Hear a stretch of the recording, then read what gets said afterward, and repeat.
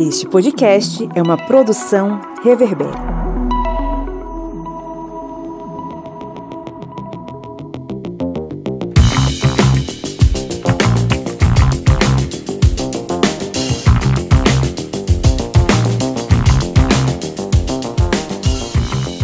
Olá, historiantes! Sejam bem-vindos e bem-vindas a mais um episódio do seu podcast sobre as ciências humanas, esse programete que é a trincheira final contra o Império da Ignorância, seu podcast de história pública e outras cositas más, né? Sempre aqui trazendo um bate-papo relevante para os seus ouvidinhos, com muita alegria e muitas referências. Eu sou o Pablo Magalhães e estou aqui acompanhado dele, o homem que montou o soviete na beira do Rio São Francisco e desde lá luta contra as garras do capitalismo, apesar de ter sido coroinha quando jovem, o senhor Kleber Roberto. E aí, pessoal, beleza? Não, nunca fiz isso não sei nem pra onde vai isso aí. A única coisa de coroinha que eu sei é uma coroa pequena, a coroa pequena da cabeça do rei que foi decapitada na guilhotina. Aí é do bom. É isso aí. E tenho também aqui ele, o vampiro das Minas Gerais, o senhor Felipe Monsanto. Bom dia, boa tarde, boa noite. Que bom falar aos ouvidinhos de vocês novamente. Cuidado com o pescocinho aí, ó, que a gente tá perigo. Eu, na minha época de adolescência, tinha uma banda chamada Asa de Águia que tocava a Dança do Vampiro. Você já ouviu, Felipe? A Dança do Vampiro. Já dancei muito a Dança do Vampiro em carnaval, dizendo que aqui tá quente e aqui tá frio. Isso, muito quente, que terror. A Dança do Vampiro. Nossa senhora, boas lembranças, né, dos carnavais passados. Bom, hoje estamos aqui para bater um papo. O nome do episódio ficou Jesus Coach, mas o tema de hoje a gente vai falar aqui sobre esse fenômeno dos coaches evangélicos que associam um discurso motivacional, empreendedor, de enriquecimento aos preceitos cristãos. E será que isso realmente é algo plausível? É algo cabível? Vamos tentar trocar uma ideia aqui. Uma moda da semana. Mas antes, vamos para a marmota da semana. E essa semana, realmente, Brasil não é para amadores não, porque é muita notícia, a pessoa tem que ficar procurando uma para selecionar. E eu peguei a notícia do G1, que é relacionada exatamente a um padre. Já que nós estamos falando de questões religiosas, vamos para já que tinham várias, mas eu peguei essa. E o título é: deve ser um casal pobre, entre aspas, diz padre ao reclamar de decoração de casamento em Sergipe, durante uma missa que antecedeu a celebração de um casamento na igreja Nossa Senhora de Santana, no município de Boquim, Sergipe. No último sábado, 6 de janeiro, o pároco Raimundo Diniz reclamou da qualidade do tapete escolhido pelos noivos para a decoração. Na ocasião, ele atribuiu à fala a possibilidade da ocorrência de acidentes no local, uma vez que o piso é escorregadio.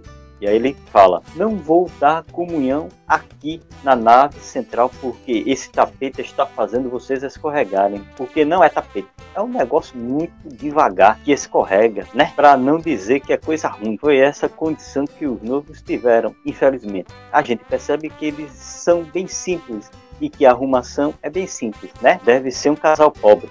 Fecha aspas. Isso, padre. Ainda segundo o padre, tapetes como os utilizados na decoração não serão mais colocados na igreja. E aí o padre fala de novo: a partir de hoje eu tomo uma decisão. Se não pode fazer uma arrumação decente, não arrume. Mas para fazer armengue, aqui, mas não. Porque eu quero evitar acidentes. Fecha aspas de novo. Disse. Após o vídeo, com sua fala circular nas redes sociais, o padre se manifestou em uma rede social da paróquia para pedir desculpas pelo ocorrido. Segundo ele, a intenção era reforçar para que o sacristão tivesse cuidado com as ornamentações utilizadas para as missas e casamentos, para que não colocasse em risco a vida das pessoas. Acho que a próxima pessoa que deve casar lá deve ser Elon Musk, ou então Jeff Bezos, lá da Amazon. É um dos dois para casar na igreja do homem. Tem que inserir como um dos critérios para fazer o casamento, as empresas, né? agradar o padre. Tem que perguntar ao padre como é que ele quer a decoração. Ele tem que trabalhar junto com a cerimonialista para poder ali, cerimonialista. Direitinho, entendeu? Pois é. Até então a noiva é quem mandava na decoração do casamento. Agora tem que perguntar ao padre, né? Pra definir isso. Meu Deus do céu. Bom, então é isso. Vamos entrar no nosso giro de notícias, Cláudio Roberto? Bora lá.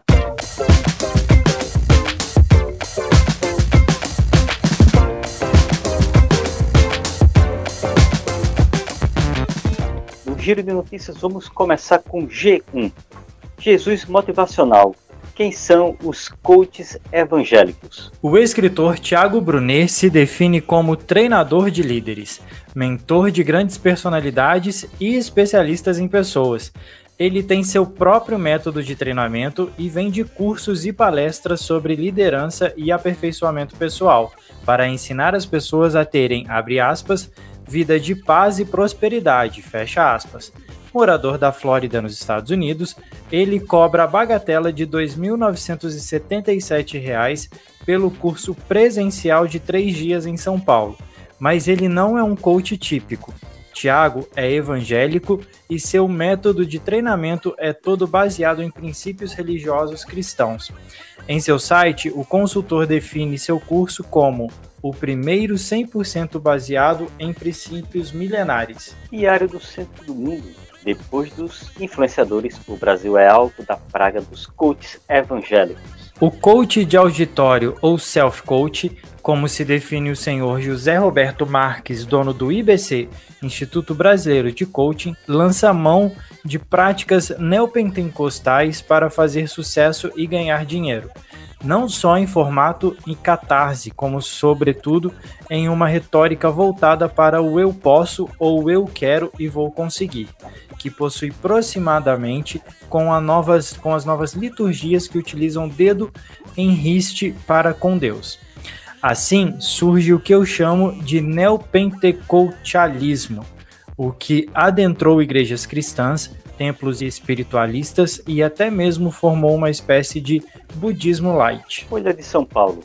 Teologia do coaching invade círculos evangélicos e divide pastores. Network, autorrealização e outros termos infalíveis no lexo dos coaches se espraiam em capítulos como Seja o Davi da sua história e Deus e o mindset da inovação constante. Há uma nova teologia na praça evangélica, como tão bem ilustra Empreenda pelos Princípios Bíblicos. A obra de Oséias Gomes, CEO da franquia de clínicas odontológicas e autor de best-sellers de autoajuda focada no mundo dos negócios, é uma entre tantas inscritas no que alguns pastores vêm chamando de teologia do coaching. Para fechar, Jornal Extra. Operação do Ministério Público e da Polícia Civil mira grupo que praticava golpe de pirâmide com criptomoeda no Rio de Janeiro. Um dos alvos da operação é um pastor evangélico que atuava como trader, investidor no mercado financeiro e captando clientes. Segundo o Ministério Público, Fabrício Vasconcelos Nogueira é conhecido na região de Campos dos Goitacazes. A investigação mostrou que ele trocava constantemente de carro e realizava viagens rotineiras para ostentar riqueza e atrair mais vítimas para o golpe. É com você, Pablo. Beleza, vamos para o nosso editorial.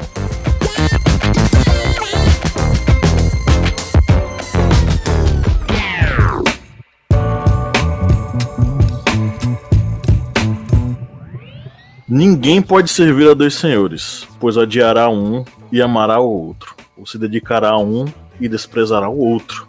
Vocês não podem servir a Deus e ao dinheiro. Jesus disse: como é difícil aos ricos entrar no reino de Deus. É mais fácil passar um camelo pelo fundo de uma agulha do que um rico entrar no reino de Deus. Estas são algumas falas de Jesus Cristo presentes na Bíblia sobre ricos e riqueza, que aos meus olhos leigos simboliza como o Filho do Homem compreendia as dinâmicas de bênção e salvação. A humildade, o desapego com bens materiais preparariam o indivíduo para riquezas outras num plano divino maior que não tinham a ver com o vil metal. Contudo, uma nova geração de fiéis vem nos apresentando um novo tipo de evangelismo mais propenso a um Jesus próspero, digamos assim. São os coaches evangélicos. São youtubers, cantores, pastores, que têm pregações e um conteúdo marcadamente, basicamente, motivacional. Quem descreve esse nicho dentro do universo cristão, nas redes, é uma pesquisa realizada pelo Radar Evangélico, ligada à consultoria Nos Outros, que mapeou os 44 maiores influenciadores evangélicos do Brasil. Muitos deles são praticamente desconhecidos por quem não é protestante, mas grandes celebridades no meio evangélico. Acumulam seguidores, mobilizam a atenção dos religiosos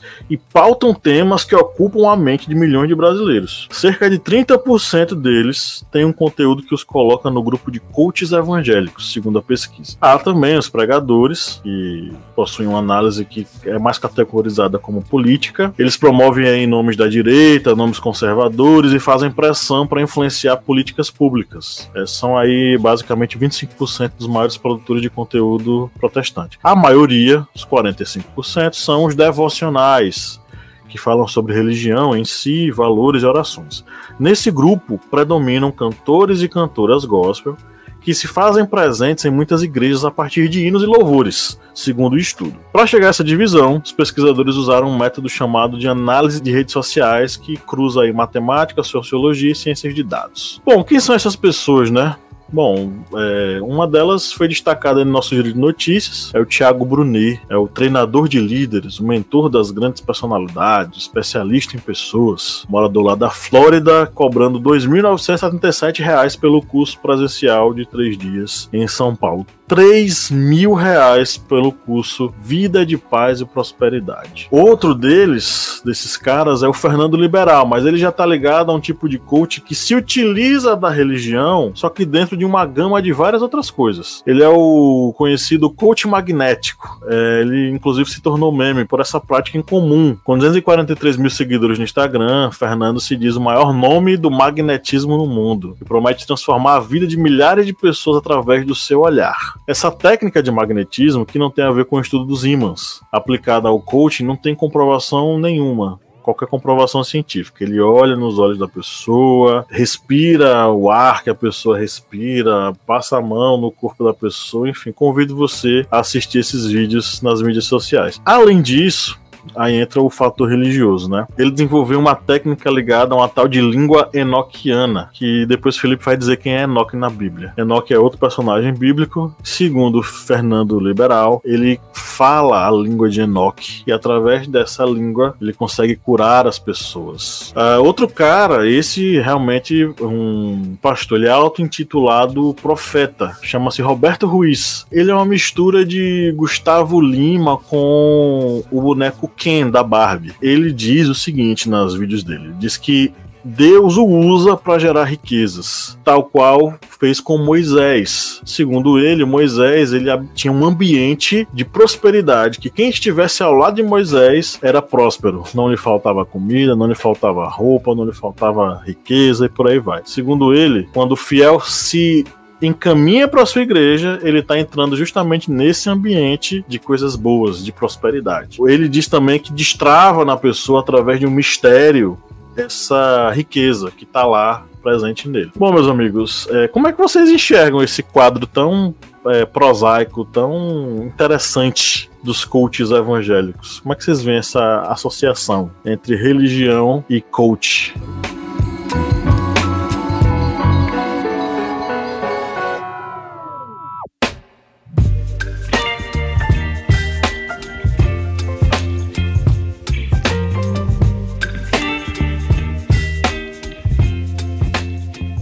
Eu acho que essa questão de pastores e coaches, eles acabam pegando os dois pontos que são, digamos, bem presentes na nossa sociedade, acho que em todas as sociedades capitalistas, que é exatamente uma questão religiosa, a questão da salvação da alma e a questão financeira também, que vivemos nessas sociedades capitalistas e precisamos de recursos financeiros.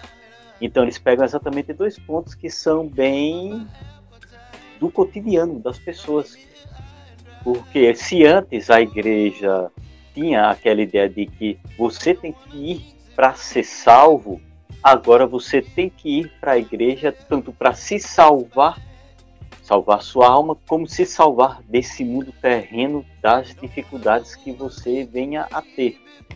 Então, o que ocorre é exatamente essa, digamos, junção de duas áreas que são tão necessárias para os seres humanos. E exatamente aí um ponto em que muitos pastores coaches acabam se aproveitando de pessoas que estão ali em momentos de necessidade, estão em momentos mais fragilizadas, e muitas vezes acabam aplicando golpes, aplicando realmente uma extorsão do bolso de pessoas que muitas vezes estão necessitadas, pregando coisas que não vão acontecer com essas pessoas, coisas que não dependem dessas pessoas, não dependem apenas de uma fé ou então de um grito ali, do grito da libertação, para essa pessoa conseguir alcançar. Não vai depender disso. Não vai depender também do dízimo que essa pessoa vai dar. Vão depender de uma série de fatores. E, infelizmente, muitos acabam se aproveitando dessas pessoas mais fragilizadas. E essas pessoas fragilizadas acabam cedendo a essas, digamos, avanços. E com isso, essas pessoas acabam se vendo num ciclo em que elas são dependentes desse meio religioso, porque a religião é um local onde a pessoa vai se congregar também com outras pessoas, é um local onde muitas pessoas vão se sentir acolhidas, as pessoas vão estar presas ali a esse acolhimento religioso, mas a ideia de que pode vir a conseguir um recurso financeiro para se salvar dentro dessa vida em que a economia é tão urgente para as pessoas, o dinheiro é tão urgente para as pessoas, e também salvar a sua alma, porque ninguém quer passar o resto da vida tomando espetada nos couros e sofrendo ali no enxofre, junto com o Olavo de Carvalho. Tem uma questão que se a gente parar para pensar um pouquinho, enquanto até o Kleber estava falando, eu comecei a pensar um pouco sobre. Se a gente parar para pensar, a igreja ela toma um espaço que deveria ser muito do Estado, né? O Estado ele deveria propiciar algumas coisas, alguns serviços para a sociedade, e muitas das vezes a igreja ela chega a alguns espaços, ela chega a alguns lugares onde o Estado não chega. Então, às vezes, começa com uma ajuda de uma cesta básica, chega com assistencialismo, algum serviço que é necessário, enfim, várias formas de se conseguir isso. E através desses serviços e desse discurso que se chega para essas pessoas, você vê a prosperidade nos líderes que tem ali, né? Você vê o pastor com um carro, uma irmã que já frequenta a igreja com uma situação um pouco melhor, alguma coisa assim, e aí muitas das vezes o discurso vem daí. A sua fé vai te salvar, mas a sua fé vai te ajudar a prosperar, mas para que você tenha fé e para que você prospere, você precisa dar para a igreja, você precisa provar para a igreja que isso você vai crescer, você vai melhorar de vida e por aí vai. É onde se usa muito desse discurso, né? Mostrando que, olha, se o pastor tem fé, o irmão que está há mais tempo na igreja, ele tem fé, ele consegue prosperar, você também vai conseguir prosperar se você for fiel, se você tiver fé. E muitas das vezes você ouve até pessoas falando que, olha, você não está prosperando porque você não tem fé, você não está crescendo porque você não está entregando tudo que você precisa entregar, você não está vivendo tudo que você precisa, você não está desenvolvendo da forma com que você precisa desenvolver. Se a gente parar um pouquinho para olhar e voltar um pouquinho no tempo, a gente consegue ver muito isso através de alguns discursos dentro do neopentecostal, de alguns movimentos religiosos, ali no final da década de 90 e no começo da década dos anos 2000. Mas isso tem tomado um outro... A partir do momento que as pessoas elas tiveram um grau um pouquinho maior de instrução, tiveram um pouquinho melhor de conhecimento, nem que seja mínimo, começou a mudar um pouco. Esse discurso ele se reciclou, vamos falar assim, vamos colocar assim, e é onde hoje a gente vê muito dessa questão do coach dentro da religião, né?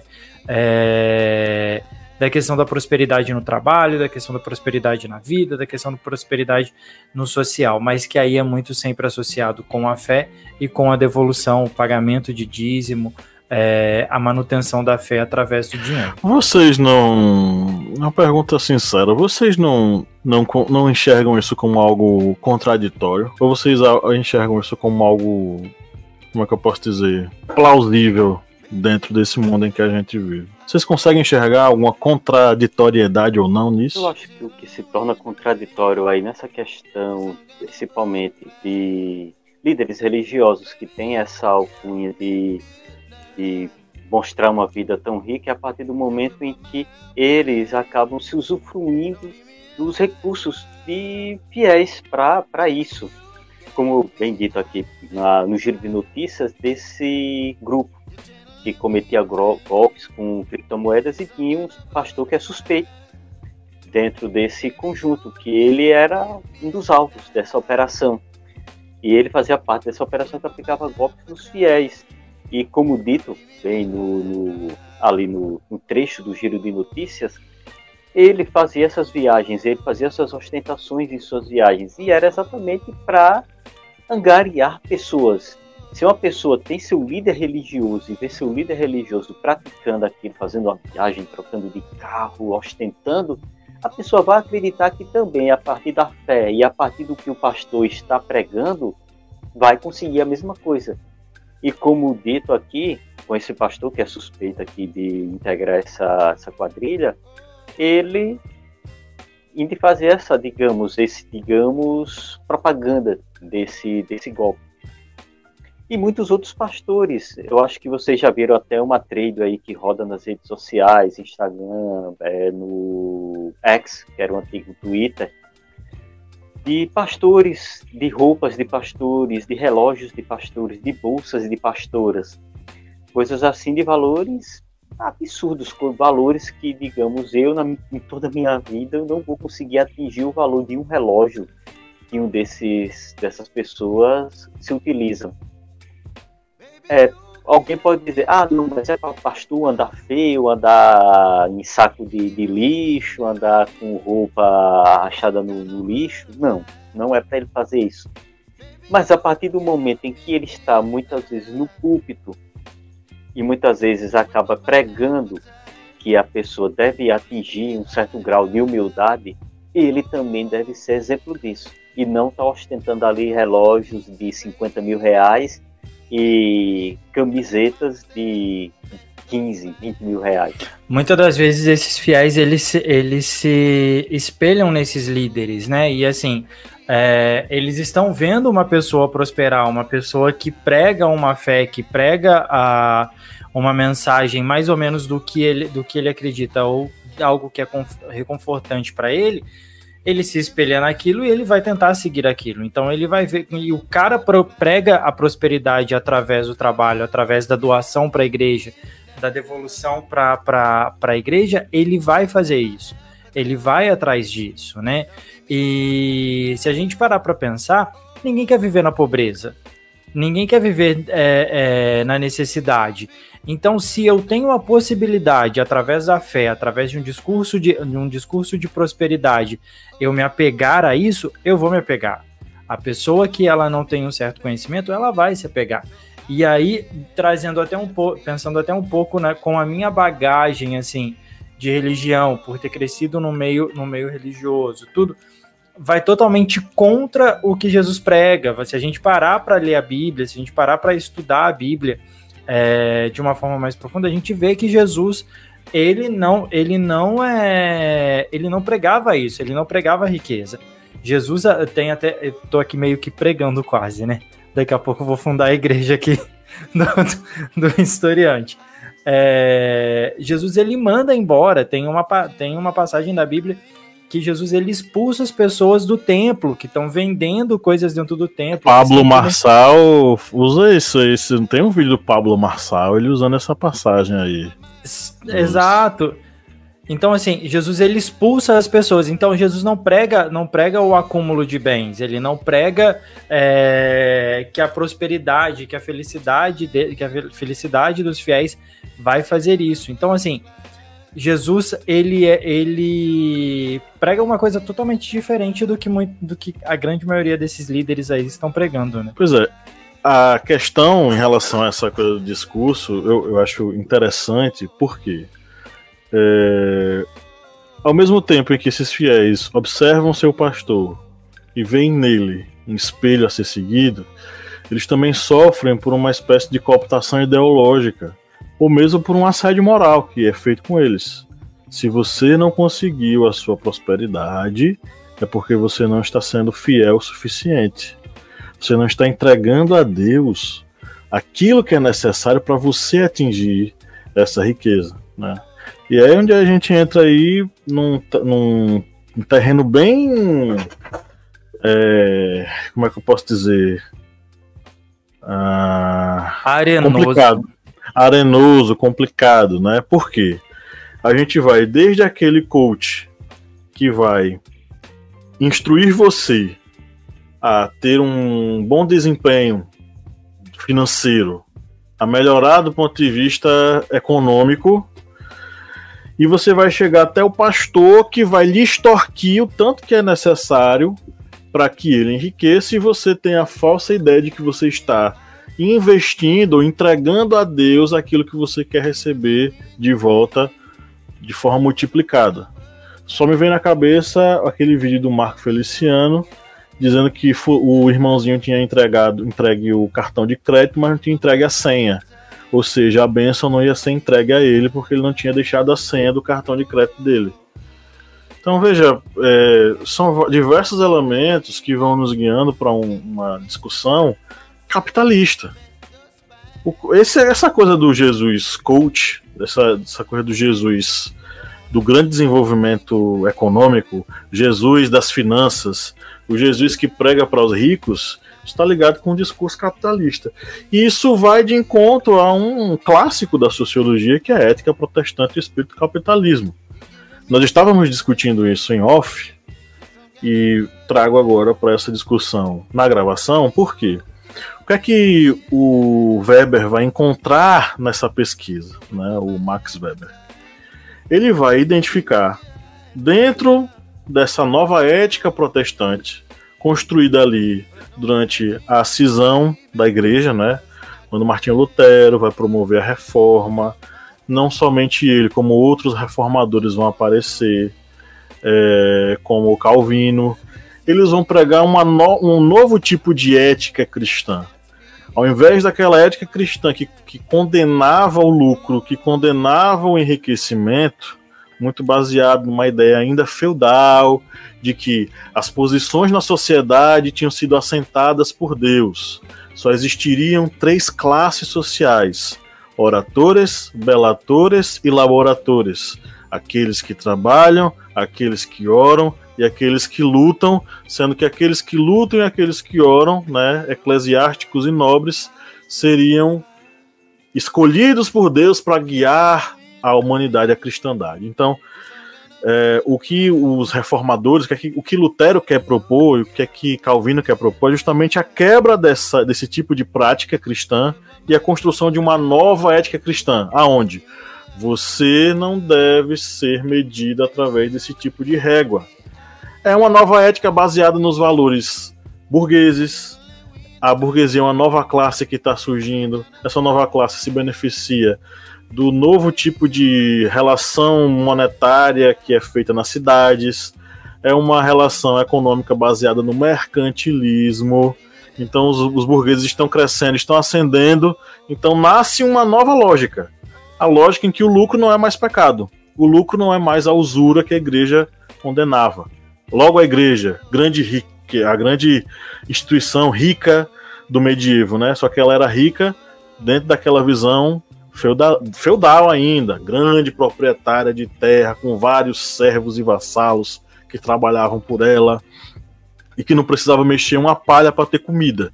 Eles sempre tinham comida os monges, os padres sempre tinham comida em cima da sua mesa, porque eles estavam assentados em cima dessa relação feudal.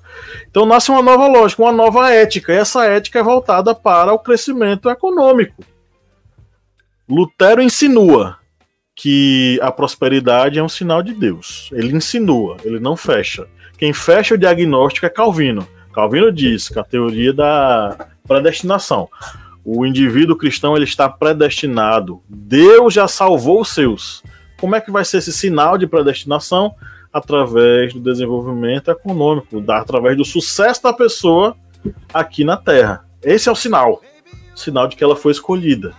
Uma pessoa bem-sucedida, uma pessoa que conseguiu sua riqueza, uma pessoa que, ligada à ideologia burguesa, cresceu na vida. Então, é uma nova ética que nasce. Essa ética que nasce é uma ética protestante voltada para o capitalismo. É o que Weber vai identificar lá. E, na minha opinião, eu acho que os coaches evangélicos hoje, que pregam esse tipo de crescimento, enfim, econômico, eles estão em tudo ligados a isso, sabe? Eles estão bem coerentes com essa visão capitalista da era moderna que o Weber encontrou. Eu acho que eles estão totalmente coerentes. A questão é que tipo de evangelho é esse que você está seguindo? Essa é a minha opinião. Eu sou católico. Na minha formação, falou-se muito, um dos exemplos que são utilizados, não estou dizendo que a Igreja Católica é maravilhosa, pelo amor de Deus. Mas um dos indivíduos que são ensinados pra gente na catequese, como modelo de cristão, é o Francisco de Assis. Francisco de Assis ele tem uma história muito bonita, que é uma história de resignação total e de entrega.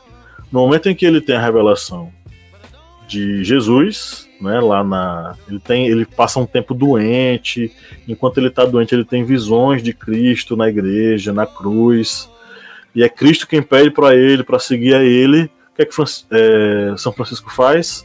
Ele se despe todinho das suas vestes, ele filho de uma família rica da Itália, ele entrega suas vestes ao pai e sai pelado, porque ele quer se entregar a Cristo, né? Então, é um outro tipo de cristianismo. E aí eu fico pensando, qual é o cristianismo que esses caras seguem? Qual é o tipo de evangelho que eles servem?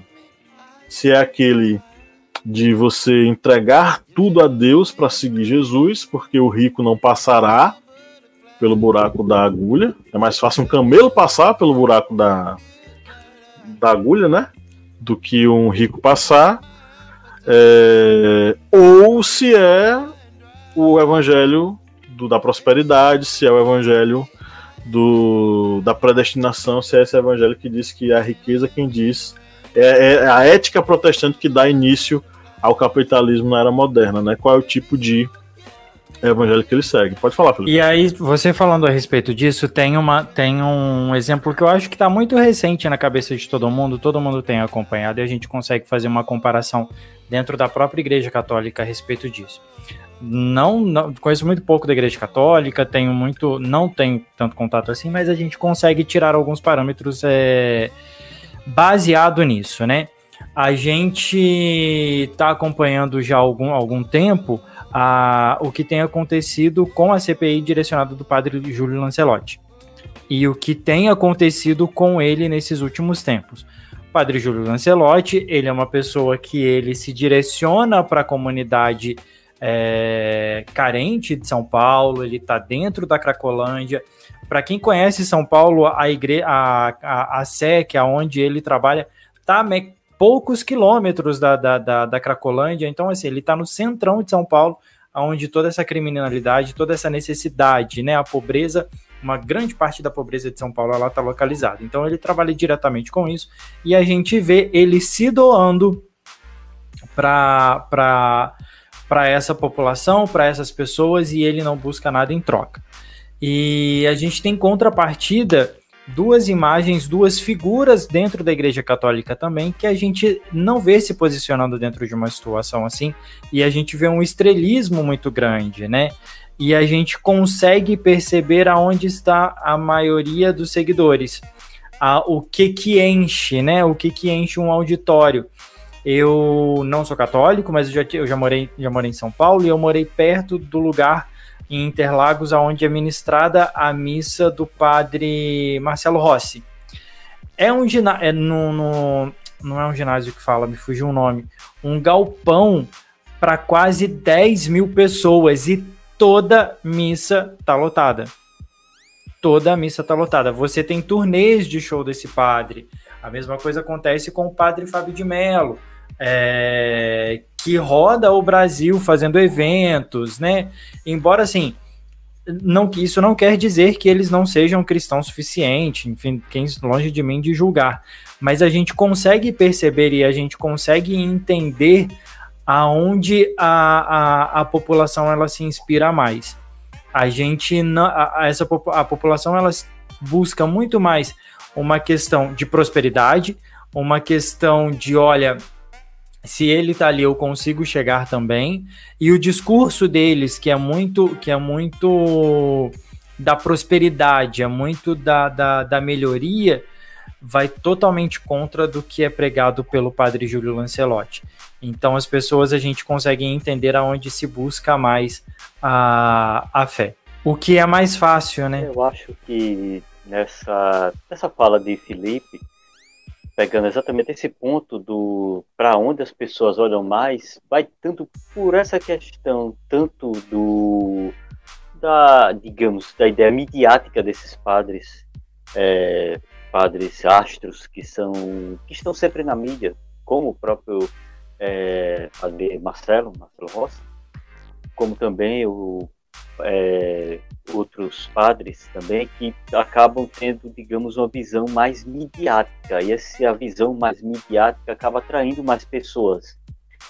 E outra questão também, que eu acho que é relacionada ao padre Júlio Lancelotti, eu acho que a questão principal mesmo é que hoje em dia há, digamos, a doação para pessoas carentes, ela tem que ser instagramável. Ou seja, a doação ela tem que estar pronta ali para ser postada nas redes sociais. Ou seja, tem que ser a coisa, uma foto, com vídeo, pronta para ganhar seus likes, suas curtidas, seus comentários positivos nas redes sociais. O que é bem diferente do trabalho do padre Júlio Lancelotti, que é um trabalho quase que, vamos usar um termo assim, do rock, que é uma coisa underground, ou seja, que ninguém vê. Se não tivesse, digamos, essa perseguição com relação ao padre Júlio Lancelotti, pouca gente ia conhecer ele, pouca gente ia até dizer quem é ele, quem é esse padre, que eu não conheço. E aí, por ter essa perseguição, há um apoio maior nas redes sociais. Mas, como eu disse, eu acho que hoje em dia essa questão de doação, essa questão de apoio às pessoas mais pobres, essa visão para as pessoas mais carentes, ela tem que ser uma visão instagramável, ou seja, uma doação, algo que seja útil para ser postado nas redes sociais, algo para ganhar o seu like. A fé é um produto no capitalismo, né? A fé é um produto a ser consumido, a ser vendido. A fé é um produto que está à venda pelo tanto que você ofertar. E Deus é um capitalista. Ele lhe devolve o tanto que você investe. É a lógica capitalista. É uma troca, né? É uma relação de compra e venda, né? Uma relação capitalista de... É como se fosse um banco, o banco da fé. Você quer quanto de retorno de bênçãos? Eu quero me tornar uma pessoa extremamente bem sucedida. Então você vai ter que investir mais. Você vai ter que ofertar mais. E quanto mais você oferta, mais o banco Deus lhe dá de retorno. E isso é triste, pô. Isso é muito triste. Nós reduzimos... Aí eu fico pensando em pessoas como o padre Júlio Lancelotti, como diversos pastores, pastoras, pessoas de fé de diversas denominações que estão a cada dia lidando com suas comunidades da forma mais ética possível. Elas não são... não vou dizer nem reconhecidas, mas valorizadas. Porque o que é valorizado é você ir numa igreja que tem palco, que tem jogo de luz, que tem uma galera super descolada, que você vai ver a prosperidade nele. Tem uma igreja lá em Petrolina, que eu acho que tem no Brasil inteiro, que tem uma escola de coach, pô. Essa igreja que tem uma escola de coach, ela é uma igreja de gente rica.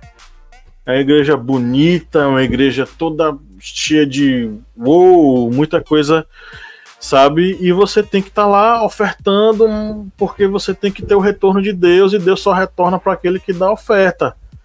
Aí eu fico pensando, poxa, eu imagino Jesus nessa onda, sabe? O cara com que os amigos descem ele pelo telhado, que ele tá deitado numa cama, né? Deita para Jesus curá-lo, para que ele possa levantar. Segundo a Bíblia, qual é a história? Que os amigos descem o cara lá pelo teto, na cama, e Jesus diz, levante, pega a tua cama e vai embora, e o cara vai. Imagina Jesus virar pro cara e dizer, quanto é que você vai me ofertar?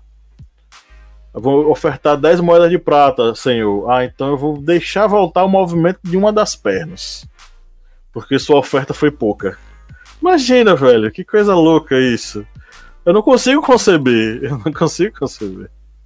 Se a gente parar se a gente realmente... A mesma coisa de pensar assim, Jesus na crucificação, com os ladrões, que é o exemplo maior, né, eu acho, do próprio cristianismo, é esse, do Cristo, que viveu com pessoas humildes, as pessoas, digamos, mais lascadas que tinham ali na Palestina, pessoas mais assim, sem dinheiro, as pessoas mais falidas, com doentes, com as pessoas rejeitadas pelos fariseus, e vai ser crucificado em meio às pessoas mais odiadas, que são ladrões. E aí eu fico imaginando, ele foi ali, um deles se redimiu, ele, bora, vamos. Mas aí eu fico pensando no diálogo cult. Eu acho que Cristo cult, ele pensaria, ei, mas você está sendo crucificado é porque você não melhorou o seu mindset. E você também está sendo crucificado porque seu networking com os demais membros do seu grupo não foi um networking muito bom. Eu vou ser salvo, mas vocês precisam melhorar essa visão de futuro, esse mindset. Aí se vocês modificarem, quem sabe eu posso fazer um ajuste para salvar vocês. Eu fico pensando nisso. Mas, enfim, abre a mente, mano. Abre a mente aí, mano. Transforma o seu mindset e tal. E assim, é uma questão que a gente precisa entender, né? Infelizmente, a religião ela é entrecortada por diversas outras coisas. A Igreja Católica Medieval, não vou dizer católica, porque a Igreja Católica já é em outro contexto. A Igreja Medieval e a Igreja Moderna, principalmente a Igreja Moderna ali na transição do século XV para o século XVI, foi uma instituição que teve em suas fileiras um processo de corrupção profundo. As grandes famílias italianas, os Borgia, os Médici, transformaram o clero em uma espécie de balcão de negócios, e aí era como se fosse uma grande monarquia, o clero romano, com prostituição, enfim, uma série de profanações, vamos dizer assim, já que a gente está falando sobre termos religiosos. Do mesmo modo, o processo de reforma protestante não foi escuso de interesses políticos. Os grandes senhores do Império Romano Germânico, que não queriam mais ser comandados pelo imperador, eles buscavam se libertar do controle do imperador e da igreja, e eles mesmos praticarem, serem seus próprios reis dentro de seus territórios. Então o que é que eles fizeram? Eles apoiaram Lutero dentro desse processo de apoio financeiro, com interesses políticos, para que eles pudessem, vamos dizer assim, se libertar da ética da Igreja Católica e partirem para uma nova ética, que era a ética construída naquele momento, que é a ética protestante.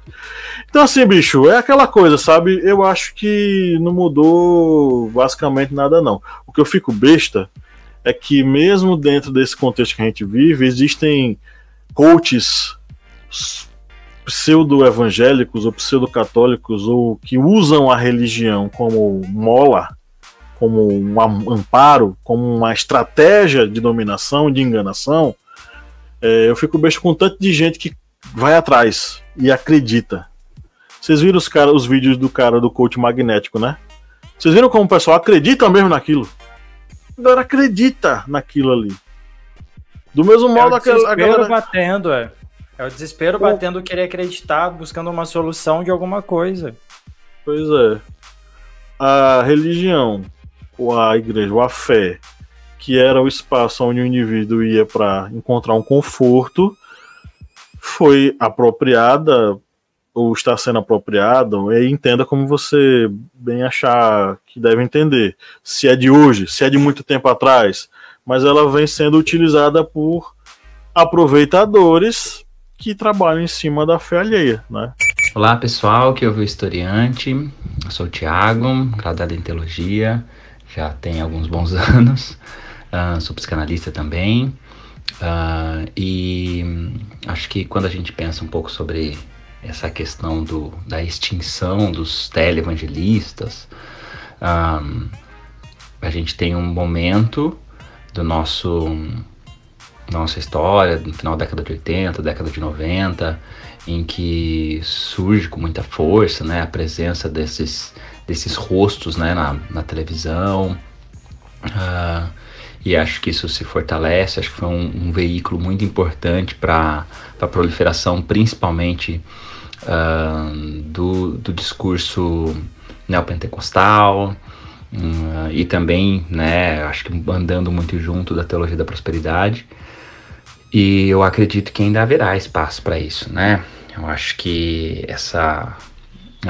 esses que foram para a internet, que tem um discurso muito semelhante àquilo que a gente já via na televisão, mas talvez com uma roupagem nova, essa nova versão dessa teologia da prosperidade, eu acho que eles estão conversando com um outro público, né? Com um público que está na internet, com um público mais jovem, com um público que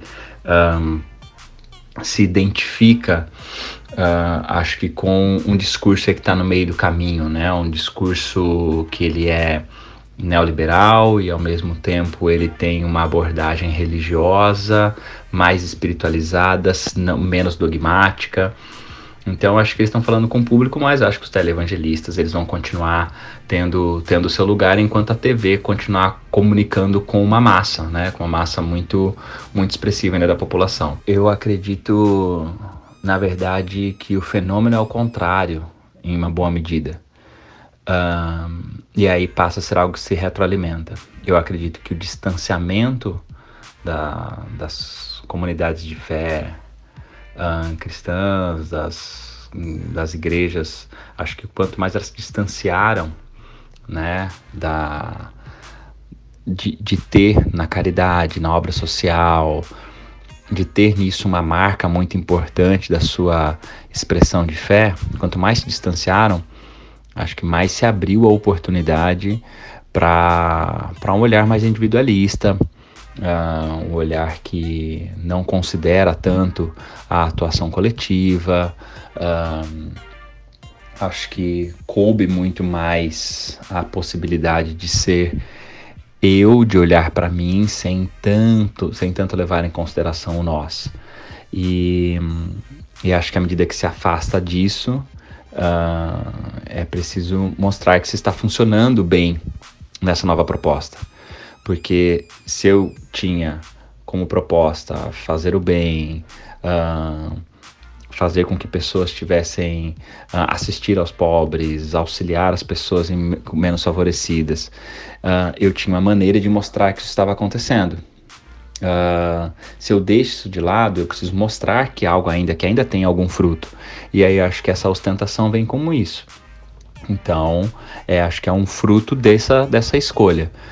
Então eu preciso dar provas de que essa nova abordagem funciona, e para dar provas de que ela funciona, então vem essa necessidade da ostentação, vem essa necessidade de mostrar as insígnias que comprovam de que essa versão está funcionando, né? Que esse tipo de pregação está funcionando, que esse estilo de vida está funcionando. E é claro que daí com isso, se isso está funcionando, se isso passa a ser um novo indicador do quanto que a viver o evangelho, alguma coisa funciona, se isso passa a ser um novo indicador, então realmente eu me afasto de investir energia, tempo, consideração de outra forma. E é interessante que, se você for olhar, boa parte dos movimentos religiosos, que inclusive tem talvez figuras muito emblemáticas que ostentam, tem ainda dentro desses sistemas, tem esse olhar ainda, tem pessoas olhando para isso. Mas é um olhar muito, muito secundário, terciário, é um olhar que está ali, é um olhar de uma parte da comunidade, mas não é uma agenda que quer se, que não é uma agenda que vende, né? Usando talvez um termo bem capitalista, não é uma agenda que vende. Então, não se rompeu completamente, mas se entendeu que é uma modalidade ou uma expressão de fé que talvez não vende tão bem.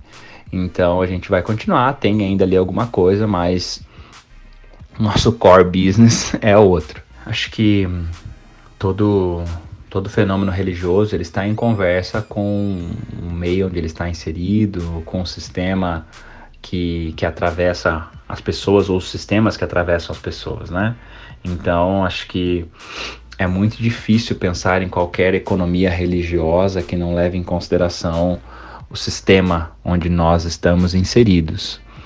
A gente pode, e aí falando de qualquer tipo de fenômeno religioso, mas quando a gente pensa no protestantismo, e aí pensando um pouquinho naquilo que o Weber vai trazer, acho que a gente consegue ver isso com muita nitidez, que existe uma conversa, né, e aí é interessante pensar que a ética protestante, ela quase que passa a depender do modo capitalista, do funcionamento capitalista, ela passa a operar de uma maneira muito semelhante.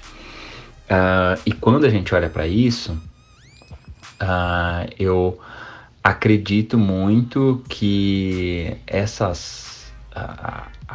a gente olhando, né, acho que partindo talvez de uma leitura do texto bíblico que é tomado como referência, a gente pode olhar e pensar que está muito distante, mas o tipo de interpretação que boa parte desses movimentos, desses líderes que vão para esse lugar da riqueza, da riqueza a todo custo, de que esse é um plano, de que essa é um sinal de favor de Deus, de que essa é a maneira de viver o reino de Deus e tudo mais e tal. Então acho que a leitura que essas pessoas fazem no texto bíblico é coerente com aquilo que eles estão oferecendo para as pessoas vivendo. Quando pegam lá textos, né, tirados de contexto, eu te coloco por cabeça e não por cauda, para estar na frente, não atrás, tudo mais, tal. Então a leitura, e aí eu acho que é importante pensar que não é, e esse talvez seja o dilema, né, que eles estão alinhados com a lente que foi escolhida para se ler o texto. A lente com a qual se lê o texto é uma lente capitalista. Então essa lente vai olhar para o texto bíblico a partir dessa ótica, e a partir disso então é coerente.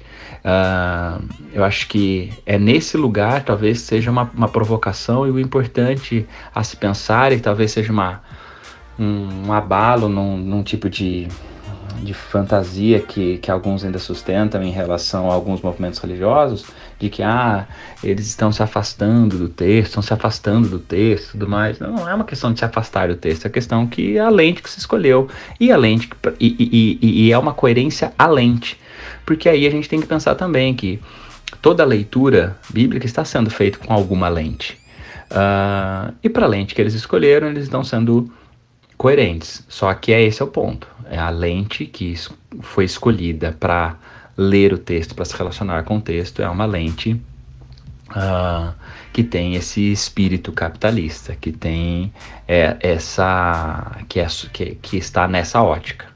Então, acho que talvez esse que seja um problema, uma questão, se ao me aproximar desses movimentos, ou dessas pessoas, ou desses líderes, eu estou me aproximando, estou tomando por lente essa lente. É essa lente que eu quero usar para ler, é essa lente que eu quero usar para entender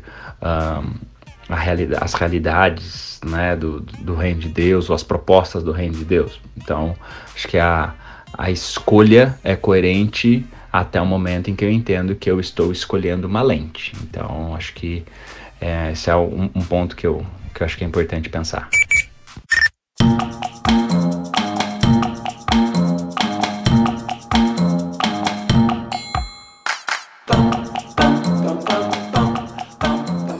O quiz de hoje é patrocinado por Kleber Roberto, né? Eu acho. Bora. Falando Foi desse você. negócio do coach magnético, que respira o bafo. Eu fico imaginando, se a pessoa ficar ali comer um fígadozão acebolado lá e chega lá com bafo. Vou pegar seu bafo magnético aqui, ó. Não é à toa que o cara, depois da sessão, ele tá deitado numa maca, né, Kleber? No hospital. Ou pelo menos ele diz que é. Tanto bafo que ele recebe. Pois é. Pois é, deve ser esse o motivo. Vamos começar com a resposta da semana passada, Kleber Roberto. Vá. Era o prêmio. Não lançou ainda, né? Patriótico. Da pergunta que foi a nossa. Que era a pergunta sobre o que é ser feliz. Certo pensador disse: a nossa felicidade depende mais do que temos nas nossas cabeças do que nos nossos bolsos. E quem fez essa citação acertou quem disse que foi Arthur Schopenhauer. E quem ganhou, né, vai daí separar do seu chapéu de alumínio patriótico aqui.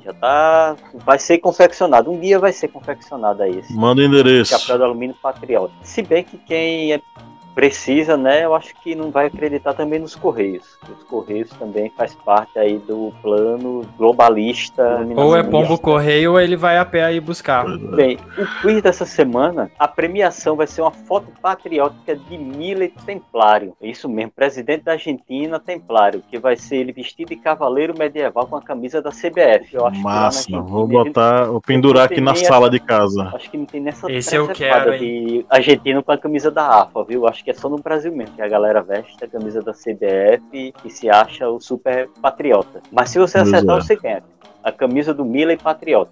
Miller Templário. E a pergunta é de uma reportagem bem interessante que eu vi essa semana. E a pergunta é: quais desses religiosos ou religiosa foi acusado de se apropriar de verbas públicas para a construção de um hospital de caridade? Letra A, Irmã Dulce. Letra B, Padre Júlio Lancelotti.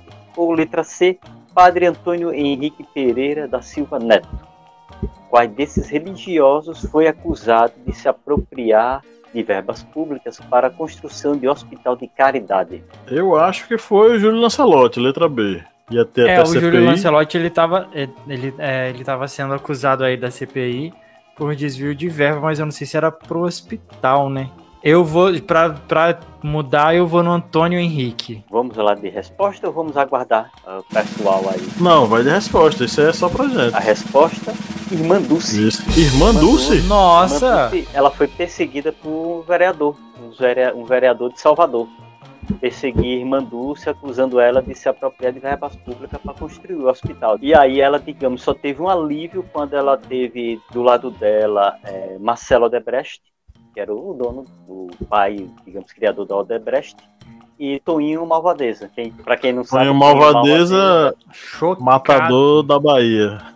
E aí, quando eles começaram a apoiar ela, esse vereador, ele começou a recuar, mas ele atacava ela. Ela era acusada disso, de desviar verbas do governo para construção de hospital de caridade, né? Parece que ajudar pobre é proibido nesse país. Os outros... Júlio Lancelotti fez escola nela, então.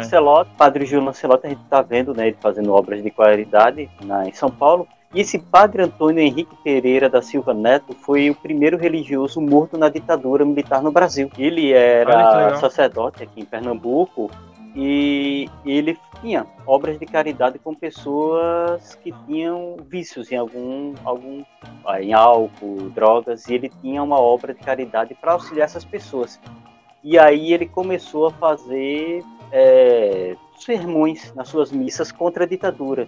Inclusive, ele fez uma missa para um jovem estudante que foi morto por tortura. E aí esse padre acabou sendo acusado de ser subversivo. E ele acabou sendo torturado e morto sob acusação, quem foi acusado de ter matado ele sob tortura foi o CCC, que era aquele comando de caça aos comunistas. Eles sequestraram esse padre e acharam o corpo dele com sinais de tortura. E aí a Comissão da Verdade conseguiu desvendar essa investigação.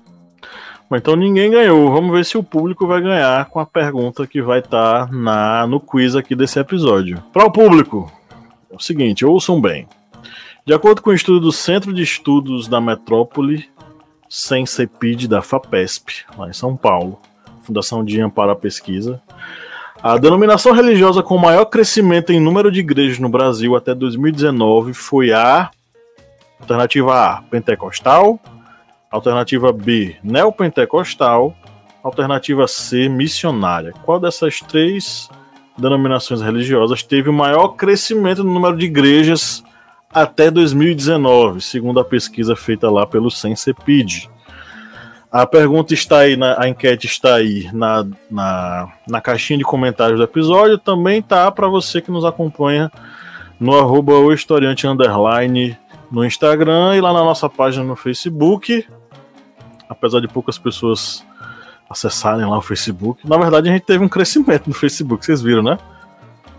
Do dia pra noite, quase 40 mil pessoas no Facebook seguindo o Historiante. Foi uma coisa totalmente inesperada. Mas respondam lá, participem, e aí quem ganhar vai receber aí pelos correios a foto patriótica do Milei Templário, presidente da Argentina, com a camisa da CBF e vestido de templário. Não sei como ele conseguiu, mas está tudo bem.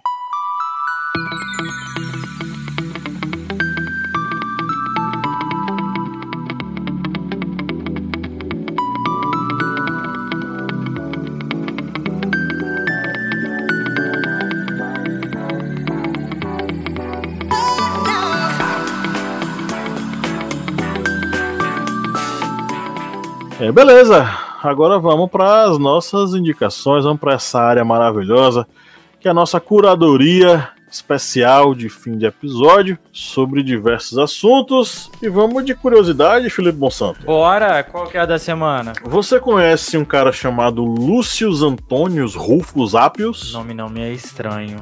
Lúcio Appius. Pelo nome você acha que ele é o quê? Pelo nome parece ser italiano. Italiano. Quase. Romano. Filósofo? Lúcio Antônios Rufus Appius. Não. Ele foi, mas possivelmente deve ter tido uma formação filosófica. O Lúcio, ele foi um pretor. Ele era um pretor romano e ele era um cara corrupto. Ele vendia sentenças favoráveis a quem pagava mais. Na hora de assinar, na tradição romana, você é conhecido pelo seu sobrenome, seu último nome, né? Aqui no Brasil também, a gente é conhecido pelo nosso último nome. Quando eu vou assinar, por exemplo, a referência de livro meu, né? Eu coloco Magalhães, vírgula, Pablo, Michel, Eduardo Magalhães. Então, o nosso último nome é o nome principal. O Lúcio, ele assinava esses documentos com o último nome, mas com a abreviação dos três primeiros nomes. Lúcio Antônios Rufus Appius. L-A-R Appius. Larápios. Essa é a origem do termo em português larápio. Larápio, que é o termo, é o sinônimo de ladrão, vem do nome desse indivíduo, Lúcio Antônios Rufus Appius, o Larápios da época da Roma Antiga. Sabia disso? Não sabia. Não sabia. Pois... Aí, mais uma aí pra conta. Perfeito. Bom, e sabendo disso, vamos para as nossas indicações. E claro que é sempre um oferecimento para as pessoas que nos ajudam a manter esse trabalho funcionando. Os nossos apoiadores, né, Felipe Monsanto? Isso mesmo, Pablo. E a gente tem a felicidade de sempre ter essa galera apoiando a gente e ajudando a gente na divulgação do nosso trabalho, acreditando no que a gente faz e dissipando aí a palavra do historiante para os quatro ventos, ajudando a gente a diminuir com a ignorância. E essa semana a gente tem 2 apoiadores novos aqui para a gente poder mandar aquele abraço e fazer a dedicação das indicações para eles. É o Aldemir Anderson e o Jorge Caldas, que são os nossos novos apoiadores. Então, um abraço para eles e também para o Marcelo Raulino Silva, que já é nosso apoiador há algum tempo e que também vai receber o nosso abraço aí essa semana nas indicações. Eu vou começar aqui fazendo as minhas indicações já de uma vez. A primeira indicação é um filme que está nos cinemas ele tá como uma das indicações de longa internacional para o Oscar, que é Past Lives, ou Vidas Passadas, na tradução livre aí da história. Conta a história de uma menina sul-coreana que vai para os Estados Unidos. Isso é uma história real, baseada na história da roteirista do filme, que ela vai para os Estados Unidos muito nova, ela imigra para os Estados Unidos, na verdade para o Canadá, e depois ela vai para Nova York. E quando ela sai da Coreia do Sul, ela perde contato com o amorzinho dela lá, com o namorinho dela de infância. E se passaram 23 anos e eles se reencontram após isso. E aí rola toda a trama da história. Ela já é casada com um escritor americano, tudo direitinho. Mas eles se reencontram aí depois de 23 anos, através da bênção da tecnologia. E se desenrola toda a história. É um romancezinho bem gostosinho de assistir, assim, final de domingo, para começar para relaxar e se divertir um pouquinho.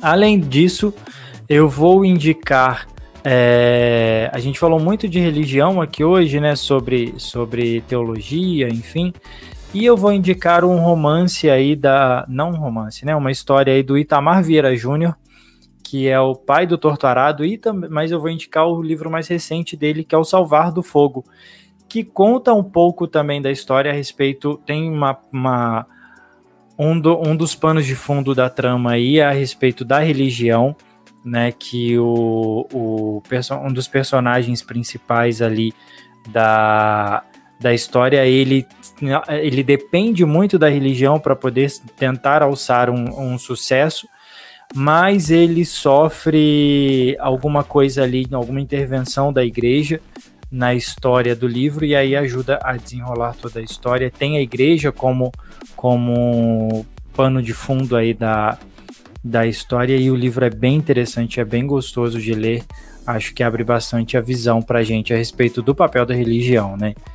E de música eu vou indicar Cálice, do Chico Buarque, que eu ouvi numa versão muito boa esse final de semana do Chico Buarque com o Milton Nascimento, tá? É muito bonita essa versão, eu escutei ela repetidas vezes aí durante a semana. E a música nova da Luedija Luna, que é Lua Soberana, é uma baladinha muito gostosa que vale bastante a pena. E aí, para esse anúncio de carnaval aí, é uma música muito gostosinha para playlist da semana.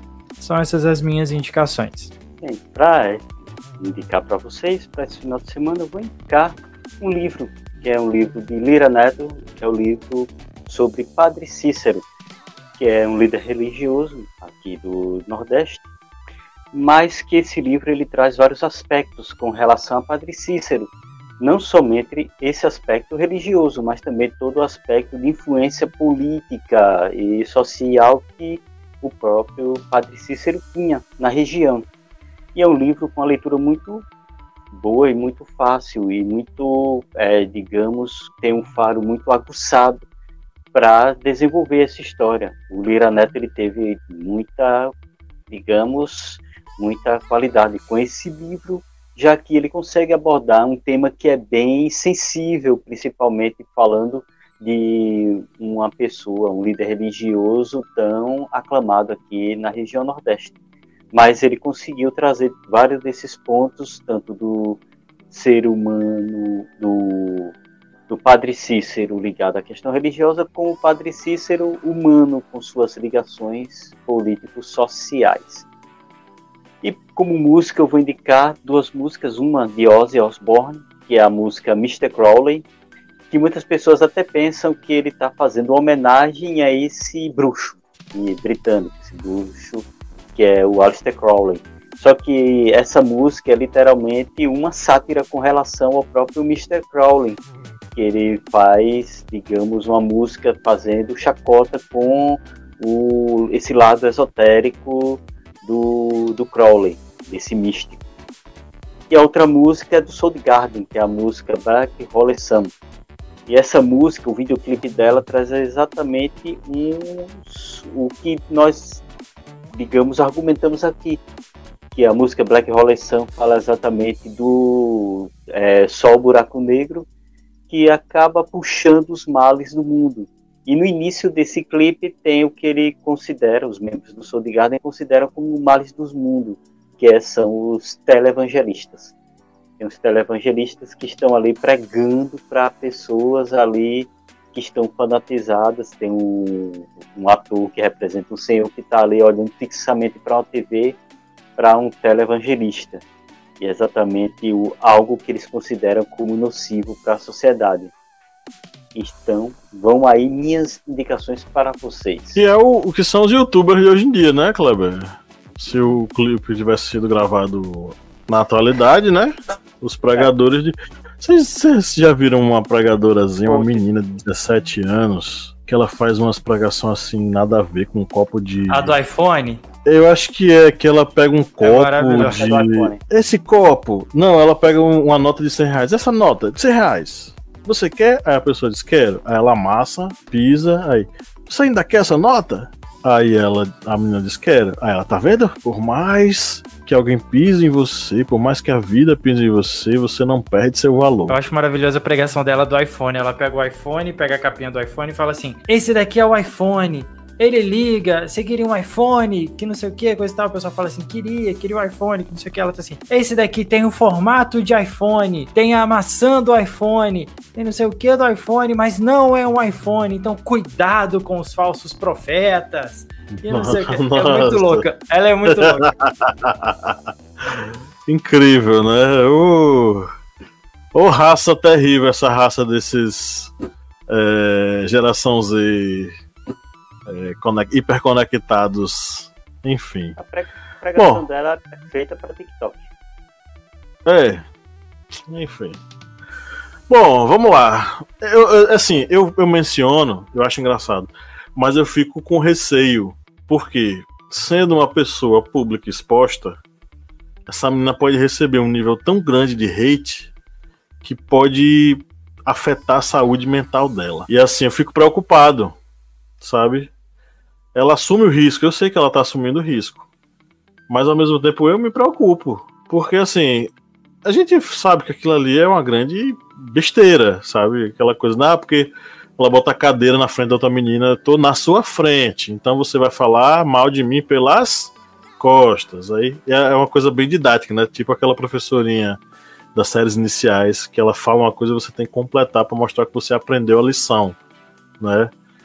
Então, aquilo serve muito para pessoas que não têm tanto acesso a estudo e tudo mais. Mas, enfim, a gente sabe que é uma grande balela. Eu me preocupo com ela. Garotinha da pregação, onde você estiver, receba meu abraço, viu? Deus lhe abençoe, mas pare de falar bosta. Vou fazendo minhas indicações. Terminei de assistir The Last of Us, acho que 1 ano depois da série ter sido lançada. É bom. É aquela série baseada no jogo, onde a humanidade é destruída por um fungo nas massas, né? Nos cereais, que são a base para massa, né? Que as pessoas se alimentam. E esse fungo acaba fazendo com que as pessoas elas se tornem monstros que tem a única missão de transpassar o fungo adiante. Então o fungo ele usa os seres humanos como uma espécie de fantoche para se, difundir. É interessante que a série ela traz uma série de dilemas éticos, ela traz uma série de reflexões sobre o papel da paternidade, da maternidade. Ela é bem profunda, né? Além de falar justamente sobre esse contexto macro, sobre a questão da distribuição dos alimentos no mundo inteiro, né? Também assisti uma animação, a Injustice, que ela conta a história do Superman que, por uma tramóia do Coringa, Lois Lane, grávida, é morta pelo próprio Superman. Ele consegue fazer com que o Superman ele tenha alucinações e mate a sua própria esposa e seu filho. O Superman dá uma pirada e ele resolve acabar com a injustiça no mundo. Como? Exterminando todos os bandidos e fazendo com que não tenha mais crime. Ele vira uma espécie de policial do mundo e resolve, inclusive, prender presidentes que pensem diferente do que ele, enfim, ele institui uma ditadura fascista no mundo inteiro.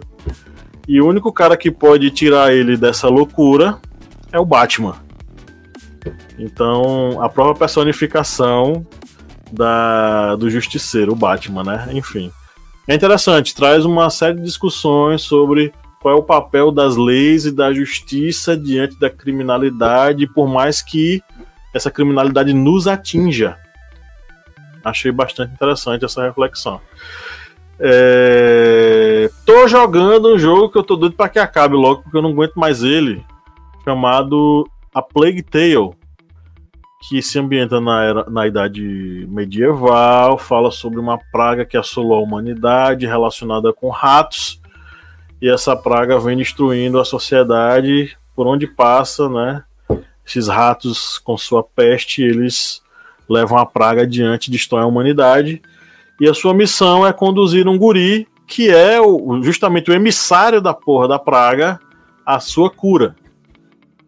O jogo é bom, mas eu cansei dele, sabe? Joguem. Eu acho que alguém pode gostar. Você tá consumindo umas paradas meio doidas, né? É pesado, né? Mas é interessante. Fala sobre... Vou te mandar um sermão do Bruno Marçal.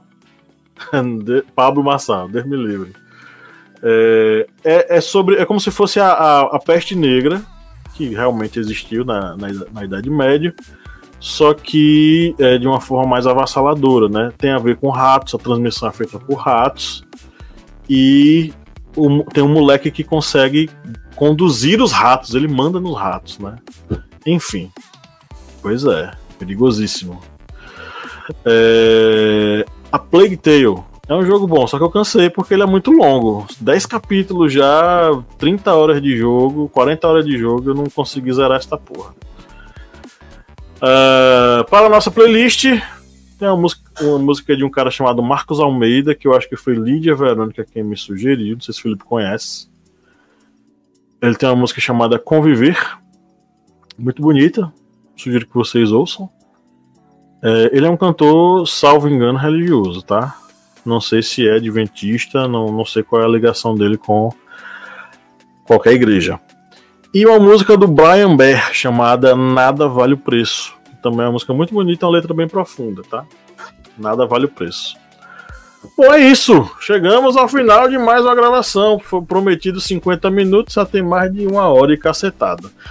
Amigos, companheiros, camaradas, Abemos Podcast. Abemos Podcast, subiu fumaça branca e sem pagamento. Mas sem oferta, né? Sem oferta. Abemos Podcast. Eu queria agradecer a você que nos ouviu até agora, pela sua paciência e pela sua amizade, porque saiba que é pra você que nós produzimos conteúdo aqui a cada semana. E no 3 vamos dar nosso tchau coletivo. 1, 2, 3, tchau! Tchau!